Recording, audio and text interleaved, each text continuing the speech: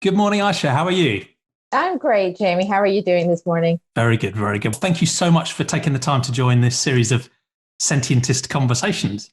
It's great to have you here, and it's going to be interesting to hear about your philosophical journey and the work you do now to try and make the world a better place. Thank you so much. This is going to be an interesting chat for me as well because it's a slightly different angle from what I've been doing in the past. So I'm excited to do this. Yeah, great, cool. And so, as we talked about before, this series of conversations are really about what I think of as the two deepest philosophical questions: what's real? How do we understand the universe, and what matters morally? And I have a clear and obvious bias, which is in the title, because I'm trying to recast and build community around this really simple worldview called Sentientism, which says that when we're thinking about what's real, the best way of working that out imperfectly, provisionally, and probabilistically is to use evidence and reason to try and understand the universe rather than taking a supernatural or a revealed or a magical approach. And when it comes to what matters, the clue is in the name, that we should have a moral compassion, if you like, a moral consideration for all sentient beings, any being that has the capacity to experience suffering or flourishing. So that's my bias, but I'm talking to people who disagree and agree with that philosophy. So it'll be fascinating to hear your personal philosophical story. But before we get to those two deep questions, how would you best introduce yourself and your work for people that don't know you? First of all, sentient. I always have a hard time saying that Too word. many syllables. I've practiced, but yeah, the easiest way to think of it is sentient and then put ism on the end. And Sentient is that's a good way. Yeah. some people with the sort of American linguistic background quite like sentientism, but yeah, I tend to stick with sentientism. But yeah, too many syllables really. If you've got any suggestions for a shorter version, a snappier version, let me know. No worries, and that helps. So I'm a neurologist and public health specialist by training. I spent 10 years working at the Food and Drug Administration, which is the regulatory body here in the US that oversees drug development. And then I was the deputy director of the Army's traumatic brain injury for a couple of years, a commander in the public health service, which most people haven't heard of, but it's one of the uniformed services here in the US. So think of us like the public health arm of the military, although we're not military, but we're the public health. So we go out when there are public health major threats and things like that, like with the pandemic. So in the US, a lot of public health service officers are deployed to assist with vaccinations, with testing, with care, things like that. And then most recently, about last year, almost a year ago, in just a few days, actually. The anniversary is coming up. Yeah. I moved over to head up a new organization called the Center for Contemporary Sciences. And our goal is to replace all animal experimentation with methods that are based on human biology. Methods that are based on human biology. So instead of studying the biology of a rat, cat, a dog, or a monkey, which doesn't make sense when you think about it, to try to understand human diseases and human biology. Our goal is to move the biomedical research system, in a sense, into using testing methods that are based on human biology. So they're not only kinder in the sense that they're not involving animal experimentation, which is incredibly cruel, but they actually have the great potential of being far more effective, far more predictive, far more reliable, and can really transform our understanding of the diseases that afflict us and help us really find the therapies that we need. So it's a win-win for humans and animals. Great, thank you. And we'll come back to that in our final section, of course, when we talk about how can we move towards a more compassionate future too. I mean, that plays in beautifully. So thank you for that introduction. So the first of these two deep questions is what's real? So for many of my guests, that's a story about whether they grew up in a naturalistic or an atheistic or an agnostic sort of household and society, or they grew up in a more religious, mystical, spiritual setting, and how their personal beliefs about, the nature of reality and the universe, such as it is, have shifted over time, if they have. So that would be really interesting if you don't mind winding the clock back and telling us your journey on that. Sure. So my family's from Pakistan originally. And so my dad is a Muslim, and My mom, so I grew up I'll say this. So my mom grew up in the US as a teenager because her father was a diplomat. So she was westernized pretty early and she was never very religious.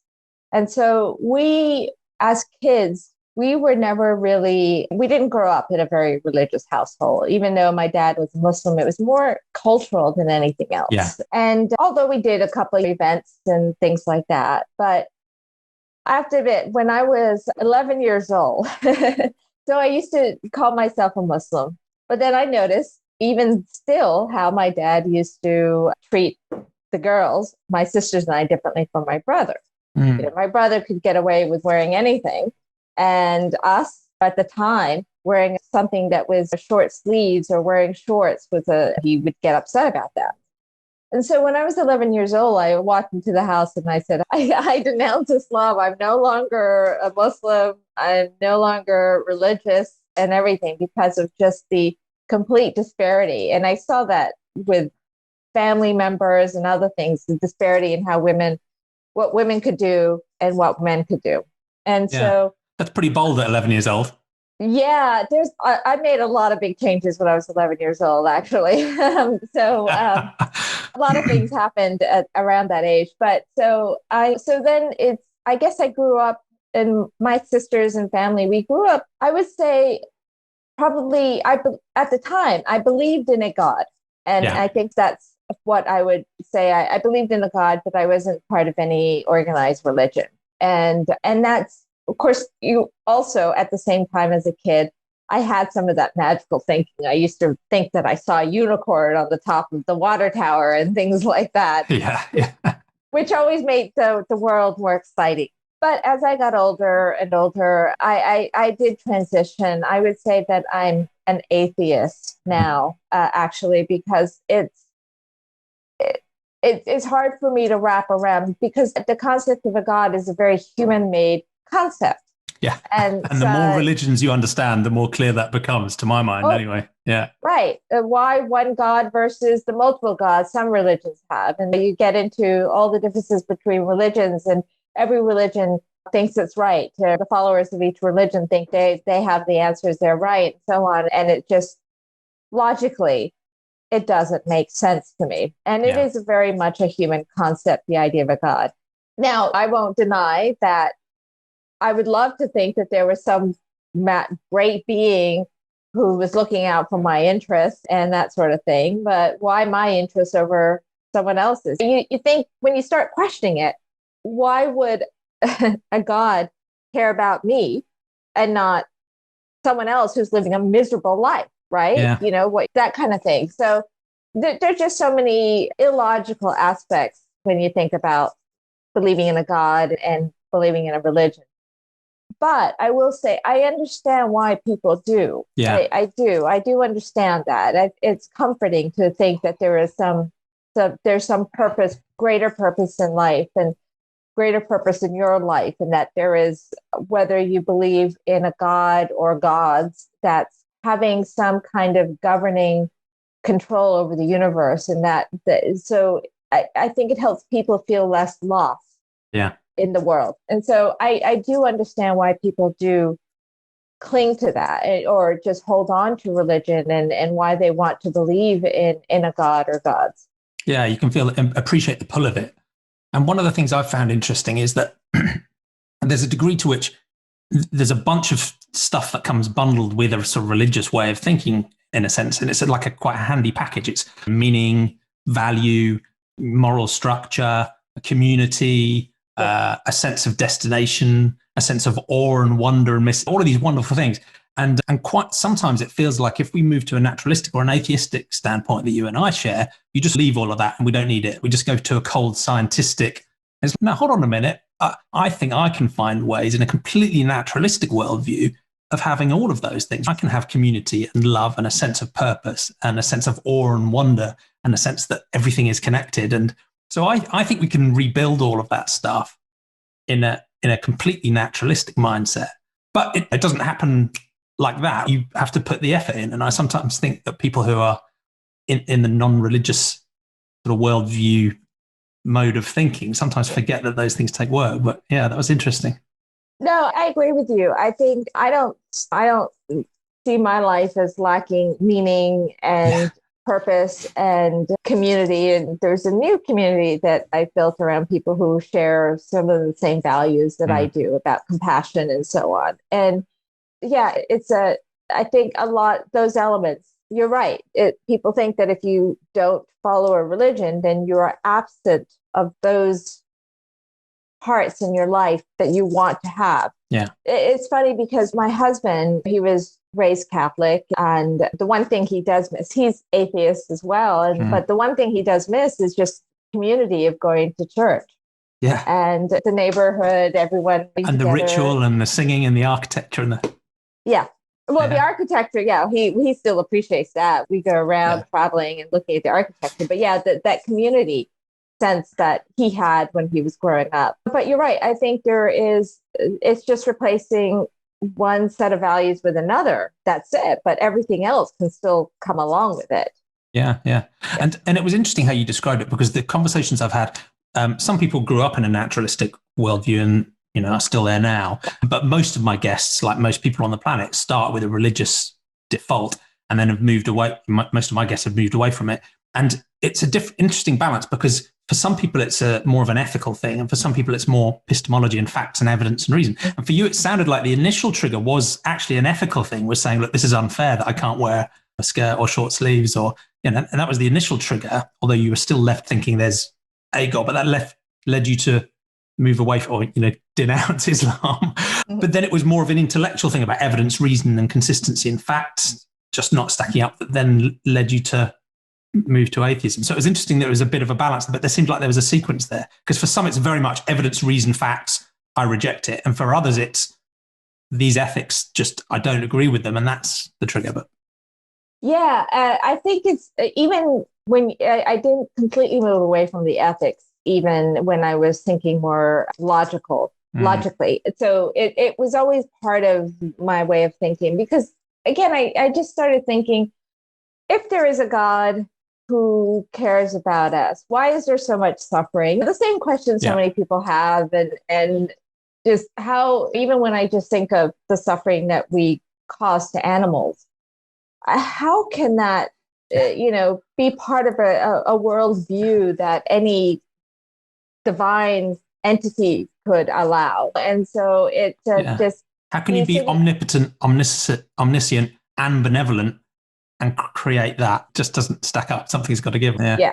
And one of the other interesting things about the journey is, as with topics we'll come on to later on about thinking about non-human animal ethics and others, often there's logic, but there's also social norms and pressure and constraints as well. So what sort of response did you get when you denounced Islam at 11 years old? Was it quite an easy transition where your family were okay, or were there difficult aspects to it, or how did you find that, the sort of social side of that shift? I think it was actually, it's a good question. I think my parents were used to me being in a sense, the black sheep of the family. I questioned everything. When I was young, I would question everything. And I think there was no problem with my mom. I can tell you that. She says she's more of a Buddhist. If she had to pick a religion, she would be more Buddhist than anything else, but she's not religious of herself. My dad, I think it was more of, it's not the religion itself that bothered him. It still was me refusing to abide by his dress code. Yeah. I think that was the problem with him. Yeah. But I think otherwise, no, I know you would think that there would be a bigger deal made in the family, but not so much. And it seems to vary enormously. So my experience was, I came from a very sort of anodyne Anglican Christian background, like many people do here. So it was unremarkable. Like you said, we went to church a couple of times a year. It wasn't really a central part of our life. It was more like a cultural affinity. And I did have a default belief that I guess this stuff must be true. But then I was a bit later than you, started to question that. But my journey out of it was, pretty easy and unremarkable. It still surprises me how it took a few years to get my head around it and get used to it, even though there was really no social pressure or constraints on me at all. And then, of course, other people have a radically different story and journey. And I've spoken to a couple of people, one, John Adenate, who was a Sunday school teacher in Nigeria in a, totally full-on evangelist church, where the church was the center of the community and their family's identity. And that journey was very challenging. And another interview I haven't released yet with Yasmin Mohammed, who has had an absolutely shocking experience of leaving Islam and given the family context she was under as well. So it's amazing the sort of range of, for some people it's reasonably easy, for some people it's a full-on life-changing trauma. But yes. So, Jamie, can I interrupt you 1 second? I've got my little kitty cat who's very messy. She gets very upset if she can't get up on the table. Well, if she's there, she should come and join. We have quite a few non-human sentient beings making guest appearances. I can introduce her to Luna if we need to. So. She usually does. She can't. This table is a little high for her to jump up on. So I think she was trying to get me to help her up here. Lift her up. She walked away, but she'll come back anyway. We'll see if she makes an appearance, yeah. So that's a fascinating story, thank you. And the second deep question I like to ask is what matters morally? And obviously there's quite often a link, because if someone grows up in a sort of religious worldview, that often shapes their moral framework too. And one of the reasons people are sometimes hesitant about moving away from a religious or a supernatural worldview is because they're worried they're going to lose those moral foundations, because much as you or I might question the epistemology or the ethical quality of those worldviews, there's at least some clarity, right? There's a deity that will judge you and punish you in this life and maybe the next. There's lists of rules in the Quran or the Bible or wherever that you can follow and obviously interpreted around them. But there's at least something to look at. You can say, okay, that's what is good or bad. And when you move away from that, many people find that a little disturbing. So in that context, how would you describe what matters to you morally in terms of what's good and what's bad? For some people, there is no real grounding to that morality. For some people, it's more relativistic. For other people, it's more about suffering and flourishing. How would you describe the grounding of your morality, if there is one, in a naturalistic world? Yeah, so I will say it doesn't. A lot of those morals and the ethical rules that are created in religion, you can bring them, carry them over. There's no, they were created for a reason, and many of them are really good. Just bring the good ones. Yeah, exactly. I think for me, it's really about living a life that causes the least amount of harm possible and causes the greatest amount of joy possible. I don't know if that makes sense. It's not just the negative of not doing something, it's the positive. Trying to live my life in a way that brings joy to others, brings compassion and to others. So that it's as simple as that. It's so simple. People think things have to be so complicated. My God, it doesn't. It is simple. It really is. And others include non-human beings. It includes animals. And so, of course, it includes animals because they feel, they have the emotions. They're part of this world in which we live in. So I think it's hard for me to wrap my head around why people might find it so complicated. But I'm totally agree with you, because of course we live in a complicated world and there are many difficult problems to solve. So I'm not pretending that all of those problems are easy. Yeah. But the basics of moral good and bad seem to me almost self-evident. And I'd agree with everything you've said, because I think once you put a supernatural ethic to one side, almost definitionally, unless you're going to pick up some weird version of morality, and there are some out there, morality to me seems to be just the decision to care about others.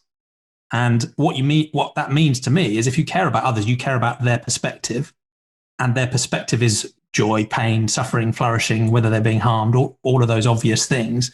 And it doesn't make sense to exclude any being that has a perspective, i.e. has that sentient capacity for suffering and flourishing from our moral consideration. So it seems almost trivially obvious to me. And there's many fascinating philosophical things you can dig into about what if interests trade off in different ways, or there are certain conflicts, or there are political problems, or should we look at rights or dignity or personhood or capabilities, and I'm like, yeah, that's all fine. Go for your life, fight over it, work on it. Maybe I'm not clever enough to understand it, but let's at least agree the basics. As you say, harm and joy and suffering and flourishing seems to be foundational. Yeah, so I think we're going to struggle to disagree on much there. And in a way that is central to this idea of sentientism, which is just recognizing that in a way, the root of all moral value and therefore all value in my mind is actually in the quality of the experience of sentient beings. It's joy and suffering and flourishing and pain and existential angst and a sense of awe and wonder. But anyway, Yeah, no, I totally agree with you. My sister is a philosopher, and I'll say, all right, you go on into the little details of all the nuances of things. But it's like you said, as long as you start with that basic view and assumption, then you can at least know that even if your decision, whatever decision is made when there's a conflict between two groups, for example, you are making your best effort to look at the perspectives from both sides and incorporating their needs and their lives and their desire to be free from harm and to flourish, like you said. So I think if we can just even get there, just to that one level way of thinking, there's so many of the world's problems, honestly, would be solved right there. Yeah. Yeah, I agree. And I think that's part of my frustration with, I guess, the whole intellectual world and philosophy itself, is that 90% of the effort seems to have made some pretty basic assumptions that I think are wrong about which beings warrant moral consideration. And now they're onto all sorts of crazy, detailed, abstract trolley problems about trading off purely human interests. And they seem to have skipped over this fundamental fact, which to me and you is self-evident, that all suffering matters and all sentience matters, not just human as well. So I find that frustration, because I do agree with you that fixing these foundations doesn't make the world a perfect place. There will still be harm, there'll be suffering, there'll be challenges, there'll be intractable problems maybe, but it at least gets rid of the really most obvious egregious stuff where we are needlessly causing harm. And if we can't agree together that needlessly causing suffering is a moral negative, then it's frustrating. It's frustrating. I'll tell you. So if one thing that's frustrating for me is that in the scientific world, I'll see papers about the ethics of using growing mini brains in the lab. Can they become conscious brains and so on? And I get that question. I do. But these are the same folks who never bring up this question when it comes to using animals in the lab. Or there are questions about AI and the morality of different aspects of AI. But again, it's the elephant in the room, literally, in a sense, right? Why aren't we addressing not what's theoretical, but what is real in front of us right now? Why are we not addressing this issue? Yeah, I find it amazing. And again, it's one of my personal bugbears is that, as you say, these topics are intellectually very interesting and maybe ethically interesting as well. But for the same individual to be open-minded about the ethics of artificial sentience or alien sentience or plant sentience or whether we should give rights to rivers or caring about the ecosystems and species and caring about potential human organelles that might develop sentience, or the list goes on, right? These are all fascinating topics, while then having a bacon sandwich in the morning made from the torture and killing of a being that is very obviously, viscerally, directly sentient in a way that is blindingly obvious. No, I find it difficult. But at the same time, I try and have compassion for those people, because it wasn't that long ago. It wasn't that long ago when I was also one of those who was compartmentalizing the way I thought. But it would be interesting to know your journey on that side of the story as well, because it's very clear where you stand now, that non-human animals and their capacity for sentience is what's required for moral consideration. That's important to you. So you've broken that barrier down. But how early did you come? Was that another thing that you declared at 11 years old, or how did you go through that journey? So the journey actually started not on a nice note, in a sense. So I was being sexually abused by an uncle when I was a child. And when I was 11 years old, my grandparents, who lived very close by, adopted a dog, Sylvester, the first animal I ever came to know. And we fell in love with each other. He truly was my best friend. Oh yeah, absolutely. And I was his mom, in a sense, his best friend, everything. And then at one point, I came across finding out that Sylvester was being abused by yet another uncle. He was being physically abused. And anyway, the journey was that it was his abuse that really got me to have the courage, I think, in a way, because his abuse bothered me more than mine. So I ultimately stood up and voiced my disapproval in a not unclear way about his abuse, took a stand against his abuse. And doing so helped me to also take a stand against my abuse. So I saw from an early age, even if I couldn't intellectually put it together in a concrete way, I grasped the similarities between what Sylvester was going through and what I was going through. There was like a ways. solidarity there already. Yeah. And I saw the vulnerability in Sylvester. And at least I had a voice. As much as, even though I was a child, I still had a voice. And Sylvester had nothing. And so it was important for me to stand up for him. And I also, obviously bonding with Sylvester, I saw the emotional capacity. I saw what that animals suffer and can love and have great pleasure in life and so on. So that kind of started the journey. And then we adopted cats later on in life. We fell in love with, oh my God, how much we fell in love with our cats. But we still ate animals at the time. And it wasn't until we accidentally got some literature in the mail. My sister had written out for some information, thinking it was an environmental group. It actually ended up being PETA. And what it was that we got information about what happened to one cow. And it was just one cow's journey, in a sense. And it was horrible. The story was horrible, and the poor suffering that this cow went through. And it completely opened our eyes. And actually, my family together went vegetarian that evening. Wow. Yeah. And because we saw, oh my God, we love our cat so much. And we immediately got that connection. What's the difference between our cats and a cow? And then from there, I started reading everything about animal ethics, animal rights, everything. Peter Singer, Tom Regan, everyone else out there. And I started to see that the true connection between really almost all of the ethical issues that we might come across in this world. I saw the connection between women's rights and animal rights and civil rights and so on. And it made perfect sense. And the idea of extending our compassion and the rights, or however you want to talk about what that means, but to other beings, made perfect sense to me. And it was the right thing to do. Yeah.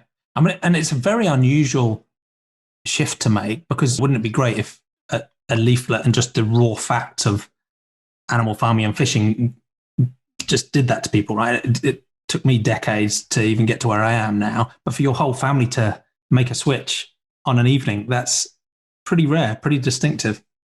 It is. I will say that my father fought it for a while. My brother did too.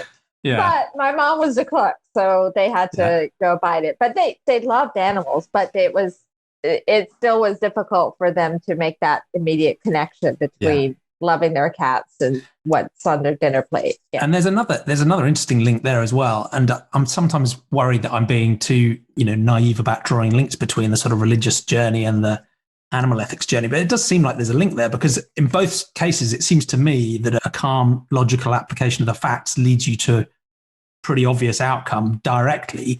But the main problem is the social norms and traditions and the pattern of indoctrination that holds people in a way of thinking. And obviously I guess one way you guys worked that through is, as a family, you did it together. But did that feel difficult in terms of socially or more broadly as a family? Was it something that was looked on as a strange thing to do? Or so in the Pakistani community, especially, this was back in the 80s, being a vegetarian was unheard of. So it was hard, and that especially for my dad, because he is all about being accepted. Yeah. And so my mom didn't care as much, to be honest, but for my dad it was. And as a kid, again, back in the 80s, when it's not today. So I would be made fun of by other kids and stuff like that. To be honest, Jamie, I didn't give a damn what other people thought, really. I think there's a theme amongst some of my guests as well. It's I just did it, and that was, I knew it was right. I didn't care. I didn't care what other people thought. Yeah, I would love it if they agreed. And that's what I wanted. It's not that I care so much about what they thought about me. I cared about what they thought about the issue. Yeah. But what they thought about me, I didn't care. Why would I care? Who are they to me? And honestly, like I said, I've always been very independent. I was a kid. Look, Jamie, I'm such a nerd. I was a kid who, my best friend Claudette and I, we were girls, teenagers. We weren't out looking for boys. We would go for long walks talking about the universe and science and things like that. We were not your typical girls at the time. So I've always been that way. It's gotten me into trouble, not giving a damn about what other people think many times in my life, but that's how I've always been.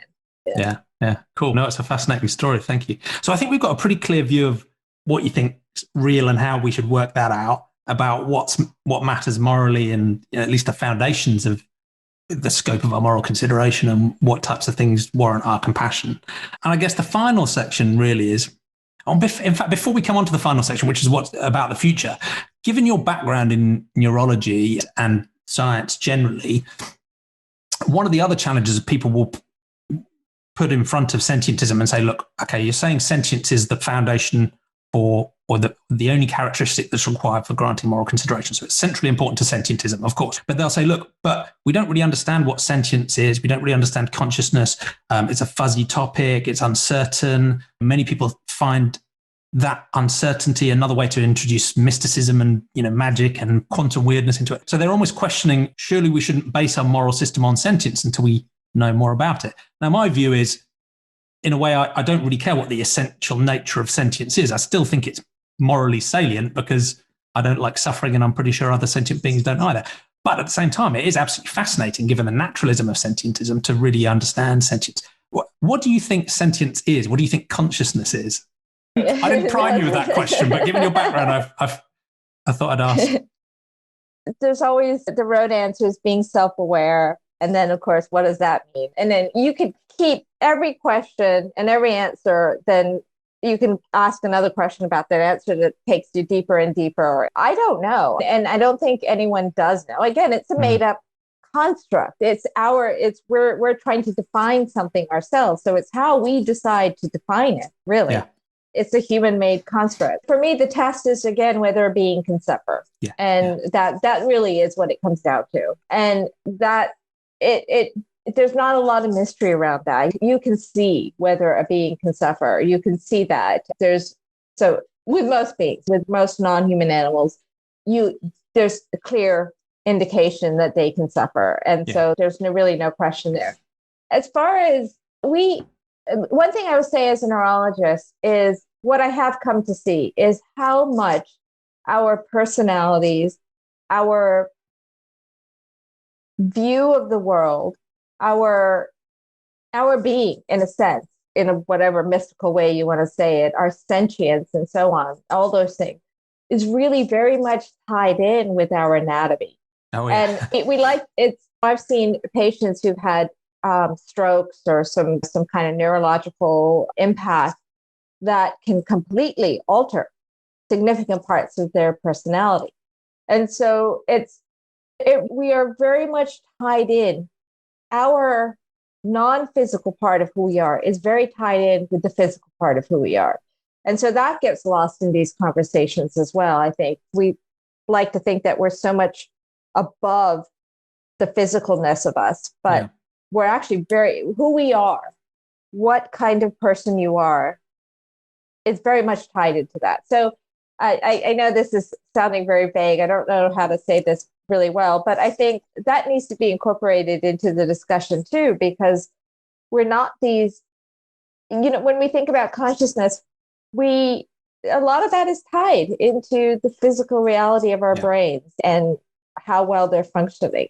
So there's a lot of variation there. And it feels like so much thinking in this space is led astray by this sense that we just feel too special to just be physics. So that leads you to look for something beyond the physical. And other sentientists will disagree, right? Because sentientism just says naturalism and then have compassion for all sentient beings. It doesn't say, what sentience is, or so sentientists disagree with each other on many different things, but we all agree to take a naturalistic approach and follow the science.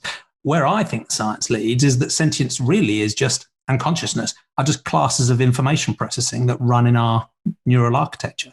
And I think they evolved because maybe around the Cambrian or slightly before, it became evolutionarily useful for an entity to be able to develop a model of itself and others and the environment for it to, and have a sort of valence around those sensations and those models that would drive it to avoid bad stuff and head towards good stuff. So I think that's the sort of evolutionary drive that led to it happening. And I think architecturally, it's just a class of information processing. And this sense that it's something separate, I just don't see any evidence for it. And I think, as you imply, if you have even a basic experience with dementia or brain injuries or adjustments to the brain or the genetic influence on the brain, it leads you at the very least to recognize there's a crazily tight coupling between the physics of the mind and the experience of the mind. And I think that tight coupling is ultimately so tight that there is no distinction at all. I think that sentience just is the running of that information processing, in the same way as PowerPoint on my desktop just is the code running. There's no, and a snap to grid and a line center are amazing things. It's hard to get your head around if you don't understand the code, but there is nothing separate. It's just the code. Like I say, other sentientists will disagree, but no, I think I'm like one of those people who likes to think that there is more to us than that, but I'm probably going to agree with you. I think it's a hypothesis anyway. Yeah.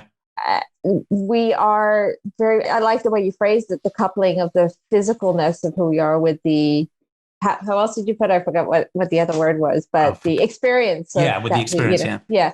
It's very much true. It's true, I would say, across all beings as well. And I've been looking into some fascinating work by a chap called Thomas Metzinger, who you're probably familiar with. He's done a lot of work about neural correlates of consciousness. But I just watched a YouTube video that he did where he's done research digging into really deeply the reported experiences of meditation as a way of trying to understand, at least in a human context, what is the minimal experience of consciousness. And that's an experience I think many people find in meditation ultimately, is that they get to a certain stage where they recognize that thoughts are just emerging and fading away, including the thoughts about observing the thoughts. And you can almost get this sense that, there is just information processing going on. And you can almost lose this sense that there's an independent observer that is magically separate from the physics that is observed, anyway. It's a bit of a tangent, but like I say, it's not central to sentientism, but I find it intellectually fascinating. And that's my hypothesis at the moment, but I'm always open to new evidence. So if someone can demonstrate that it's possible to have any form of consciousness that is not bound to information processing, then I'm looking forward to learning about it. Yeah, it is a fascinating topic. And it's something that is of Star Trek and Next Generation kind of topic, which a show I just absolutely love. Well, I think we share a love of sci-fi as well. And that brings us neatly onto the final section of the conversation, which is thinking about the future. So in a way, I like to try and set a fairly optimistic cast, and some of my guests will slack me down and pull me back to something more grounded. But in a way, one way of asking the question is, we've talked both on the sort of ethics side and the naturalism side, that one of the biggest breaks is just social norms and indoctrination patterns. But if we imagine we could click our fingers and have 7.8 billion people, one, take a more naturalistic view of the world, and two, have a broader compassion that recognize all suffering matters. I guess one question is, what could that future look like? And you can go as sci-fi, Star Trek, as you like.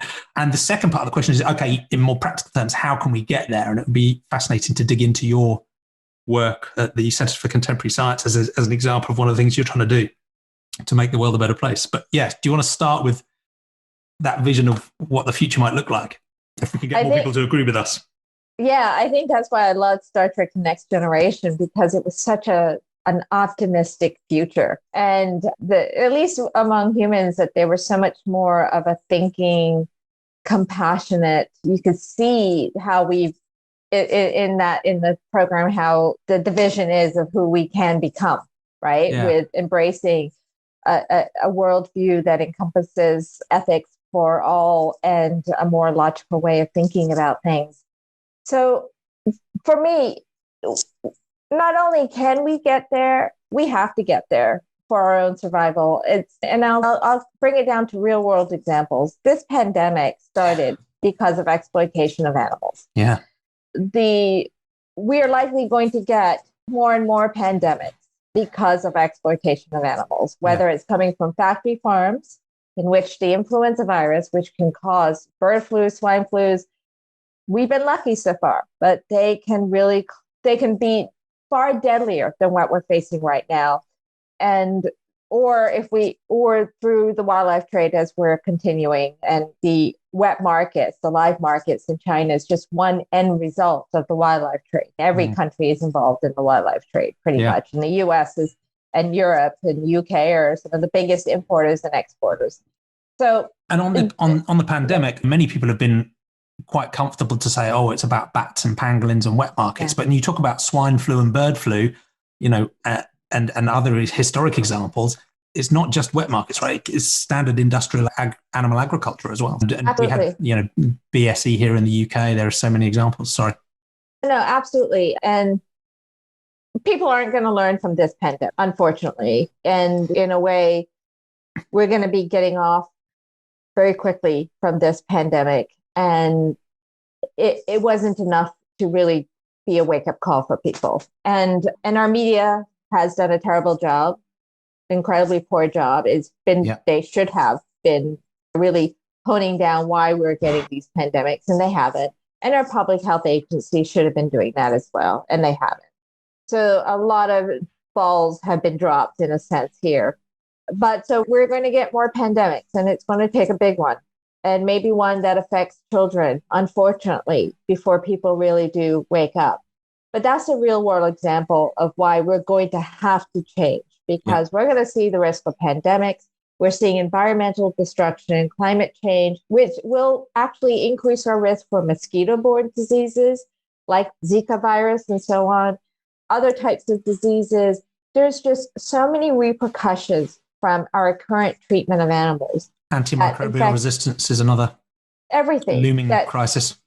Yeah, exactly. Everything. And in almost every way you can think of, how we treat animals impacts us. And when we treat animals badly, it impacts us in a negative way. And I've studied this, and it's very clear.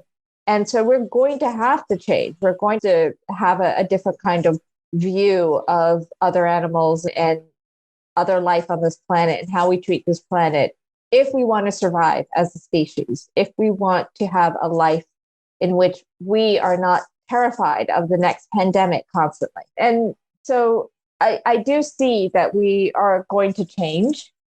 It's because we have to.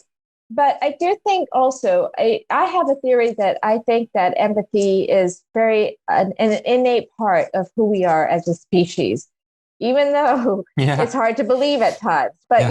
But then you can see it. You can see it at other times when the empathy comes out for the suffering of a community, where most people may not even think about that community day to day. But then something horrible happens, and then this outpouring of compassion happens. And so we see that. So it's part of who we are. And I believe empathy for animals is part of who we are too. And I actually do believe that's going to grow as we mature as a species. I kind of think of us as a species as we're very much in our adolescence, that we're very focused on ourselves. When you're an adolescent, you look at the world, it's all about you. And you're not looking beyond yourself so much, and you're not looking at the larger world. So I see us as a species in that adolescent phase. Yeah. And so I think as we mature, though, that compassion, that empathy, that ethic, that widens the circle in a sense, or includes a larger circle, is going to occur. Yeah. And I think you're right, because while this frustration about these, harmful social norms is palpable, and it's difficult because logic and clear information just isn't enough to drive change by itself. At the same time as that, I feel that frustration. I think you're right that there is a deep well of compassionate ethic that's just built into the, way we are as animals. And I think proto-morality evolved long before humans even existed, for obvious reasons around kin selection and reciprocity and, tribal affinity, and the fact that cooperating with other beings benefits the individual and its gene propagation. So we've got that sort of legacy. We've got the cognitive ability to then pick that up and either make it worse or make it better and refine it. So there's a degree to which we can pretend we're somewhat more independent from that now.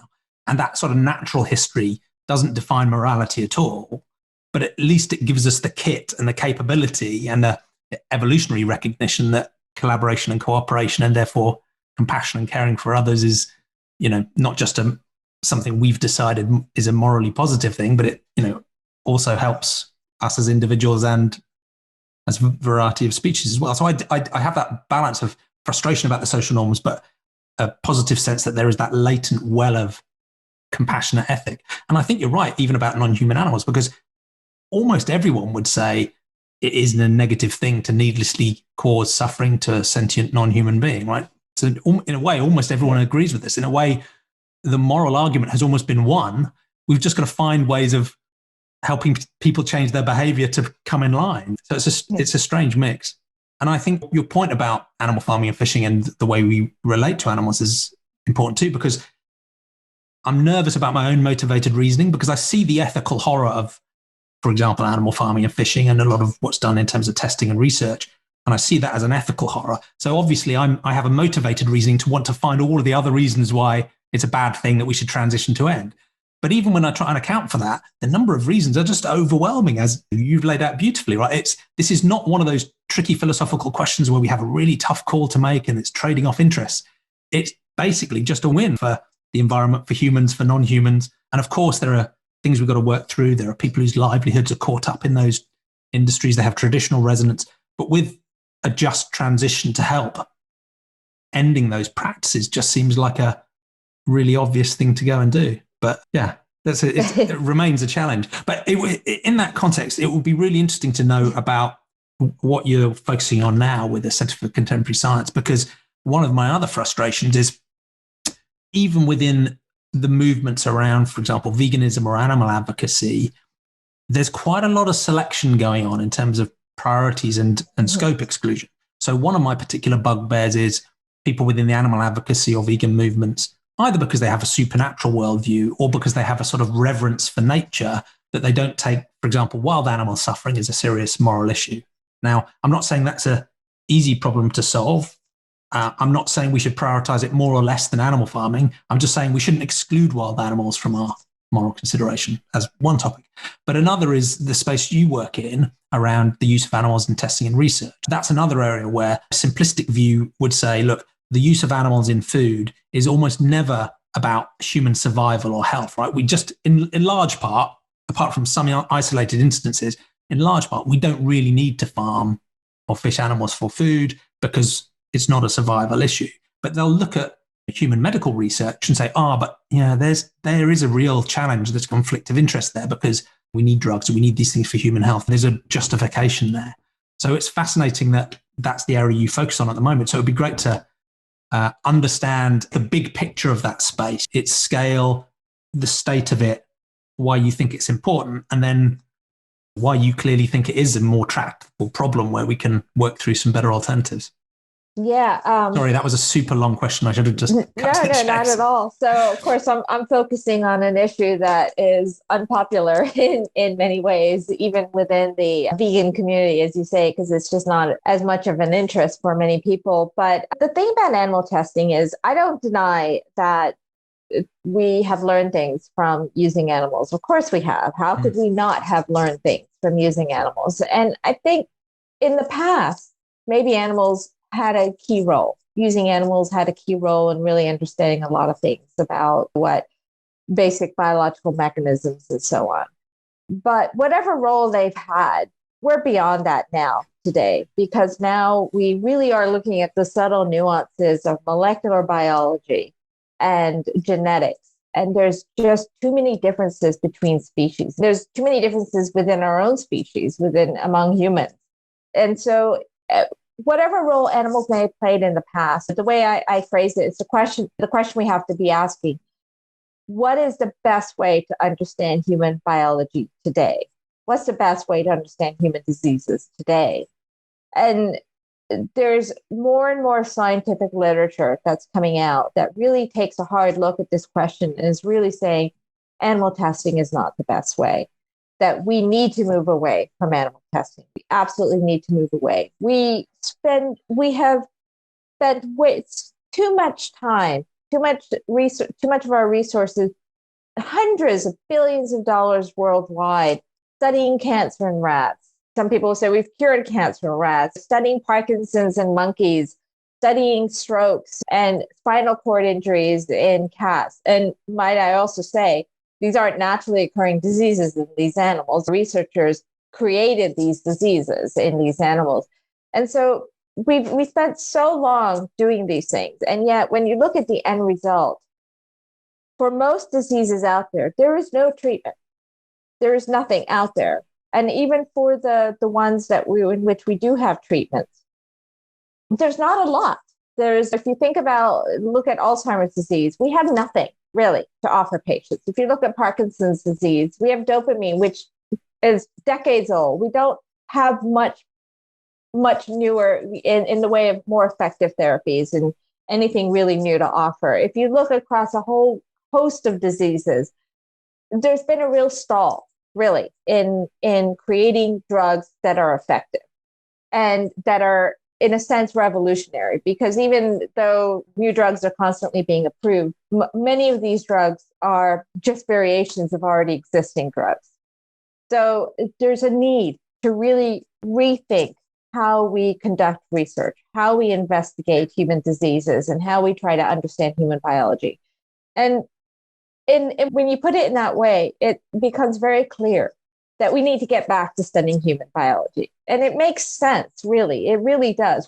If we're trying to understand human diseases, we need to understand human diseases, not artificially induce a disease in a cat in which that disease becomes different because it was artificially induced and it's in a cat's body. It's affected by the cat's physiology, the cat's genetics, and so on.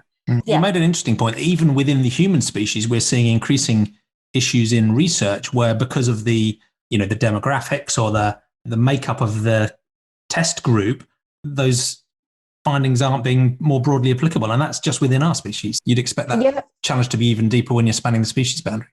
No, absolutely. And it's hypocritical. You see the calls that we need more diversity in clinical trials, right? So it's not just, forgive me, it's not just white men like you, but it's brown women like me. It's children, it's elderly, it's people from all diverse backgrounds. And so there's not just college students, which are the normal target. Yeah, exactly. But at the same time, the same people who call for the diversity in clinical trials don't still have this mental block when it comes to thinking, if there's so much diversity among humans that we need to include many different types of people in clinical trials, what does that say about trying to extrapolate information from a completely different species? But they never go there. They just don't want to go there.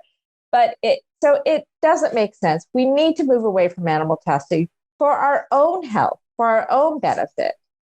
And this is nothing else. And this is maybe a leading question, but again, there's, of course, when anyone feels the ethics of non-human animals deeply, there is always a risk of motivated reasoning, of course. But and in a way, there's only one way you can answer this question, but I'm going to ask anyway. If we could put the animal ethics stuff completely to one side and say, look, non-human animals, for example, have no sentience, they can't suffer, they can't experience anything. The awful experiments done on them have no ethical impact whatsoever, completely zero. The only concern we have is the efficacy of research.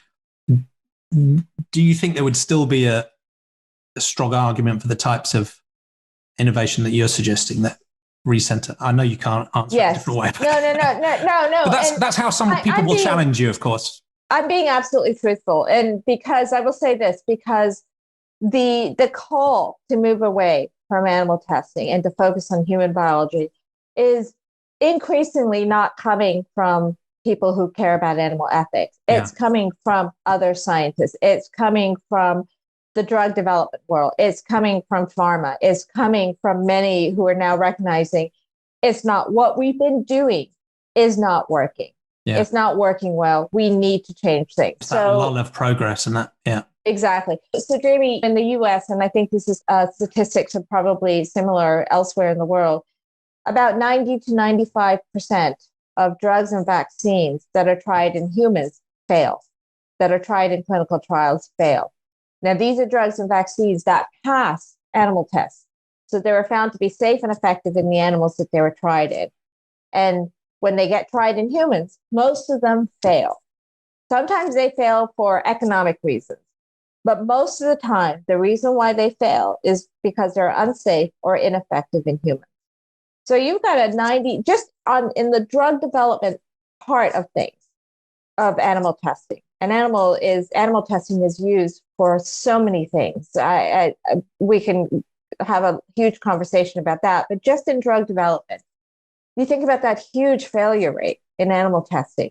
So there's been increasing calls from biotech, from pharma, from others saying we have to change things. We have to get away from studying animals. We have to start now using human biology-based testing methods to really overcome this ridiculously high failure rate. Yeah. Now, one thing I will say also, which is what a lot of people don't want to talk about, most of animal experimentation isn't to have a direct applicable benefit to humans. Most is what's considered basic research. And most use of animals is under this phrase, basic research. And this is the kind of research that's happening at academic centers, for example.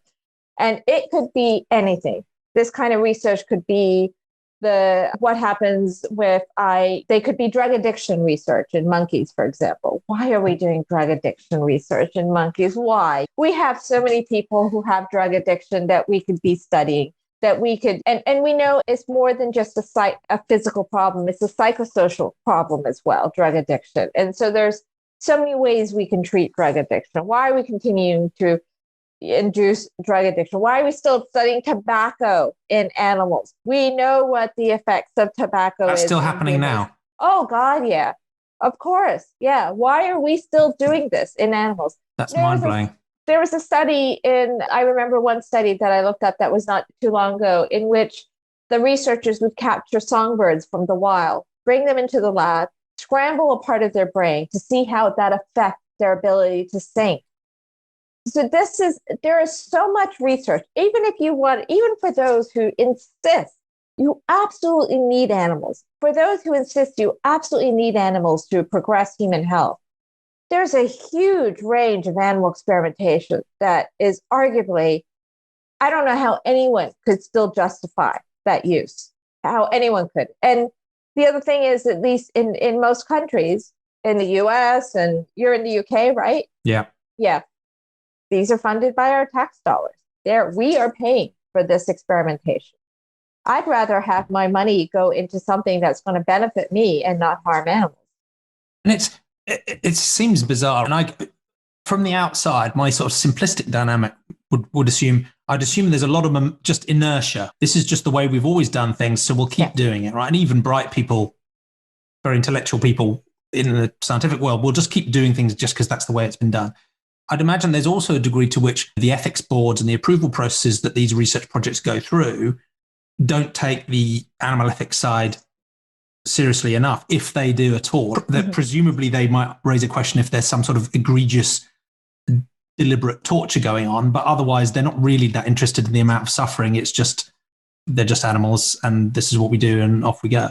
And then there's also this sense from the outside of medical research is important for humans, therefore whatever we do is justified. But as you say, there's this enormous spectrum of different types of research and testing, some of which maybe you could argue there's a stronger justification for, and others it's just crazy. But so I don't know. Yeah. It's interesting because you mentioned, I assumed it was another one of these situations where you had logic and evidence and reason and ethics, and then there's just this sort of dead weight of inertia and social norms in the same way as in the animal farming and fishing space. But it was interesting. You did say there's pressure from within as well to shift. How do you feel those dynamics playing out? And am I characterizing it right about inertia and ethical standards and the moral weight or not of non-humans?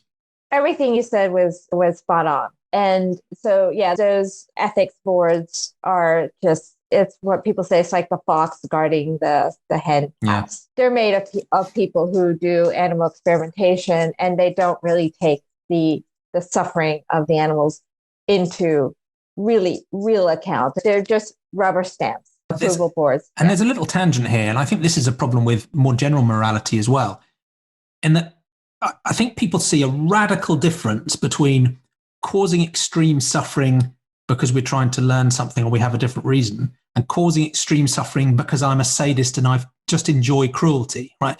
Now, and one of those is seen as moral and the other one is seen as sickeningly immoral and probably illegal. But the suffering is the same. Anyway, that's a tangent. It just seems to me strange that there's because we're not deliberately, because the pain and the suffering isn't the point of the experiment, it's fine. No, you're right. So if we hear about someone out on the streets who bashes a cat's head and makes her paralyzed, the world goes up in horror. Yeah. But that's happening in labs all the time. And so you're absolutely right. It's how we intellectualize and justify things. But so as far as the scientific community, more and more people in the scientific community voicing the need for this change, it is happening and it's growing. And I think that's what's that's where we as an organization, the Center for Contemporary Sciences, really comes into play, because we're really working and building collaboration among these different scientific groups and voices to find a way to how can we make that shift happen. So more and more of us are recognizing that we need to make the shift. How do we do it? How do we overcome the barriers? How do we overcome the inertia? How do we overcome the cultural bias within the biomedical community that still lingers, that protects the use of animals in experimentation? Not protects animals, but it protects the use of animals in experimentation. That there's so much money, honestly, behind. There are many front groups, for example, that lobby to continue the use of animals in experimentation no matter what. And so there's many things. So there's so many barriers. How do we overcome those barriers? And so that's what we're doing as an organization, is working with creating these partnerships to find strategic ways to overcome these barriers, to really move biomedical science in the direction it truly needs to go into. Yeah, fascinating. And I don't know if this is I'm shoehorning a parallel here, but it feels like in the same way as when we look at animal farming and fishing, just moral hectoring from the outside isn't sufficient. We've got to find win-win ways of giving people the nutrition and the taste and the experience and the cost and the availability they want in ways that are less environmentally damaging and counter the human health issues we talked about and don't cause catastrophic suffering and death, right? So again, it's shifting it to say, instead of saying you're just wrong and evil, there's a win-win here. It feels to me like what you're doing with the Center for Contemporary Sciences is analogous, because again, you're not just morally hectoring people about the undisputed harm and suffering that's being done through animal research and testing. You're working to try and find a win-win. Again, look, we can do things in a more ethical way, but it will also be more efficient and effective in achieving what the aims of the industry should be in terms of better human health. It's a difficult role we have to play, to be honest, because there is the ethical argument, and you cannot deny that ethical argument as it pertains to animal suffering, and you cannot deny that. And so that provides another moral imperative for shifting, without a doubt. Yeah. There's also the ethical argument as it pertains to humans. Humans are harmed. We are harmed by an ineffective biomedical research system. Yep. So there's an ethical imperative for both humans and animals to change. But there is we still face that pressure to not even discuss the ethical issues as it pertains to animals. I mean, and so that's a difficult line we have to constantly tread. It really is. And we will get called out for saying, oh, you people really are here just because you care about the animal ethics. Right? Yeah, of course we care about the animal ethics. Everyone should. But we also care about the human ethics. I'm a doctor and I have family members who have pretty significant illnesses, and I care about them. But it's a difficult role to play, honestly, because we are trying to appeal to scientists and show and work with scientists. But then some scientists will just say, oh, I don't, you guys also care about the ethics, and why we don't want to work with you, and that's ridiculous. But so it's tricky, isn't it? It's almost like you need to take on a sort of deliberate cognitive dissonance to be able to be effective in driving the change that you want to see, for all of those reasons, for everything. And we're not going to make everyone happy no matter what we do and how we do it. But there is a strong ethical argument to move away from animal testing for animals and for humans. Yeah. And so but ultimately, what's really going to make the change is not the ethical argument for animals. It really isn't. It's going to be the ethical argument for humans. And we know that. And that's what's going to make the change. But if that's fine. We'll take it. And it's good for us. We do care about human health. Being a sentient... Humans are sentient beings too. Exactly. And I care about you. I want to make sure that you live a good, healthy life. I like you. And so I want you to have a good, healthy life as much as possible. I have some dear friends who have critical illnesses right now. That breaks my heart. And I want what's best for them too. Anyway, I think I'm rambling on, but the point is that there are so many good reasons to move away from animal testing, regardless of where you're coming from. Yeah. It is a win-win. It's another one of those pretty obvious answers. We just need to work out how to get there. So it's brilliant that you're driving that work forward. It's very distinctive. And I do think there's a parallel there because another funny example, not funny, but weird example. There was a very well-known public intellectual and who on his podcast recently interviewed a couple of people from the Good Food Institute, and the podcast host themselves still consumes animal products and isn't vegan. And they were the one talking about the animal ethics and the horrific suffering and harm. And the people from the Good Food Institute were almost embarrassedly not talking about that at all and just saying, look, it's cheap, fast, available, low climate impact. And it was almost like I can imagine it feels a similar thing sometimes where the people you're talking to are talking more about animal ethics and you're saying, well, yeah, but we don't need that. We're just going to fix this for you selfish humans. That's fine. And you sort of have to bottle it up and work out ways of communicating effectively. It's frustrating, but important work. So it is. I do know that the Good Food Institute had probably gone through multiple identity crises as well in trying to figure out how to navigate this. And that's what we're doing. We're trying to figure out how to navigate this so that we can create the change that's needed. Yeah. I'm sure we'll make mistakes. We'll piss people off. And that's the nature of anything. Anytime you're trying to change the status quo, that's the nature of things. But there's a win-win there for the taking. Yeah. Thank you so much. It's been an absolute inspiration to talk to you and get to know you a little bit. Before we wrap up, can people follow you, find out about your work and follow CCS? And of course, we haven't even mentioned your book, Our Symphony with Animals as well. How can people find your work and your thinking? Oh, okay. For the organization, you can just look up Center for Contemporary Sciences. It's www.contemporarysciences.org. So it starts with contemporarysciences.org. Cool. I'll include the links in the show notes as well. Okay, great. Thank you. And there's different ways to contact us as well.